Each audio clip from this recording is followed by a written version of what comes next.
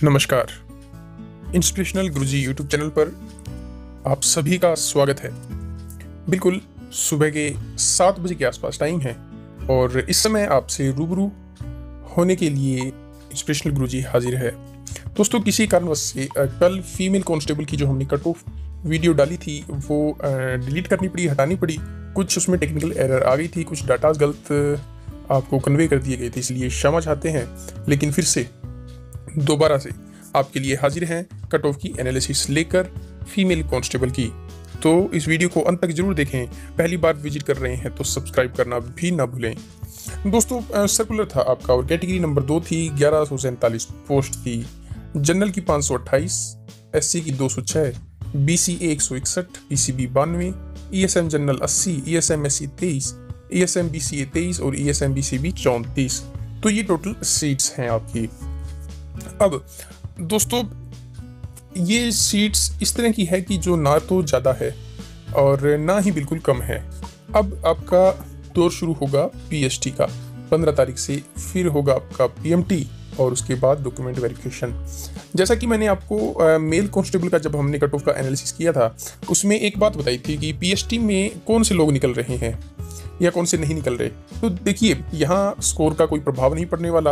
अगर किसी के 60/80 भी स्कोर है तो अगर उसका पीएचडी क्लियर नहीं है तो ये 60 नंबर उसके काम नहीं आने वाले। ठीक है।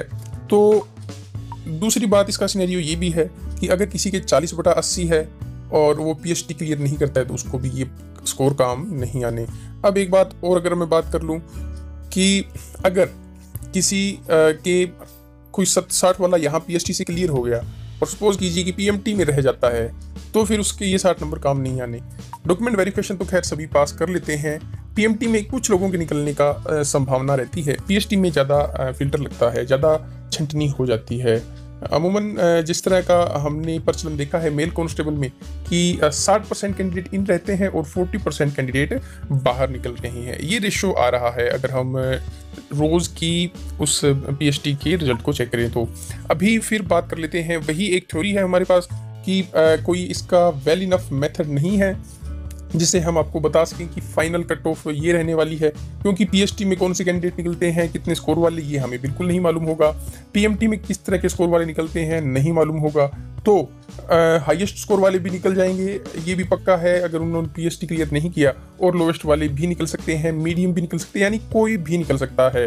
तो जो अभी इस तरह का क्लेम कर रहा है कि मेरा स्कोर इतना अच्छा है, 80 है, 85 है आउट ऑफ 100, और वो बाई चांस पीएचडी पीएमटी में कहीं निकल जाए तो दोस्तों कुछ काम नहीं आना। तो बिल्कुल सीधी सी बात है कि हम एक एवरेज मेथड पर काम कर रहे हैं और एवरेज मेथड के हिसाब से मैं आपको आपकी फीमेल कांस्टेबल की, एक्स सर्विसमैन और बाकी कैटेगरीज की कट ऑफ का एनालिसिस बताऊंगा। तो जुड़े रहना हमारे साथ। हरियाणा पुलिस में फीमेल कांस्टेबल के आपके पीएचडी का प्रोसेस अभी शुरू होने वाला है। तो अपनी तैयारी पहले तो सुचारू रूप से अच्छी रखें और पॉजिटिव वे से जाएं। कट ऑफ देखने के बाद ये मन में नहीं लेके आना कि मेरा स्कोर इतना नहीं बन रहा है तो मैं पीएचडी इतनी सीरियसली नहीं जा सकता। देखिए, सिलेक्शन किसी का भी हो सकता है, इसमें कोई बड़ी बात नहीं है। और एक ये मतलब शॉर्ट प्रूव्ड मेथड नहीं है, क्योंकि कोई भी एनालिसिस्ट कोई भी है वो आपको 100% कट ऑफ कांस्टेबल या एसआई में जब ज़्यादा लेयर्स में डिवाइड हो जाती है आपकी स्कोरिंग क्राइटेरिया, या बोलते हैं कि कुछ ज़्यादा लेयर पर डिपेंड करते हैं। जैसे रिटन आपका नॉलेज टेस्ट था, उसके बाद में पीएचडी है, फिर उसके बाद में पीएमटी है और उसके बाद में डॉक्यूमेंट वेरिफिकेशन है। तो 4 प्रोसेस से जब आप निकलोगे दोस्तों, तो ये ऐसी प्रोसेस है कि आपको या तो आपके पास हर टाइम एक्यूरेट डाटा होना चाहिए 100%, वो किसी के पास होगा नहीं सिवाय एचएसएससी के। तो कोई भी एनालिसिस्ट, कोई भी गणना करने वाला, कोई भी बताने वाला 100% तो नहीं बता पाएगा। लेकिन मैंने कोशिश की है आपके लिए कि शायद कट ऑफ इसके आसपास रहे। अगर आपका स्कोर उसके आसपास बनता है तो आपके लिए है अच्छी खबर। तो चलिए जान लेते हैं। तो अभी शुरू करते हैं एनालिसिस। ये रही दोस्तों जनरल कैटेगरी की फीमेल कंटेंडर अगर आप हैं तो 55 से 56 मार्क्स आपके लिए काफ़ी अच्छा स्कोर रहेगा अकॉर्डिंग टू आवर एनालिसिस। 55 और 56 number out of 100 final list के लिए ये एक अच्छा स्कोर रहेगा आपको सिलेक्शन दिलवाने के लिए। ऐसी कैटेगरी की फीमेल कैंडिडेट हैं 45 और 48 नंबर। ये 2 आंकड़े आपके लिए ठीक ठाक रहेंगे बिल्कुल। इसके बीच अगर आपका स्कोर आएगा तो आप सिलेक्ट होंगे फाइनल। BCA कैटेगरी में 50 से 52 नंबर वाला सिलेक्ट हो जाएगा और BCB कैटेगरी में 53 से 54 नंबर वाली कैंडिडेट्स हैं वो सिलेक्ट हो जाएंगी। तो ये तो डाटा है हमारा जनरल, आपकी जो कैटेगरीज हैं जनरल, SC, BCA, BCB।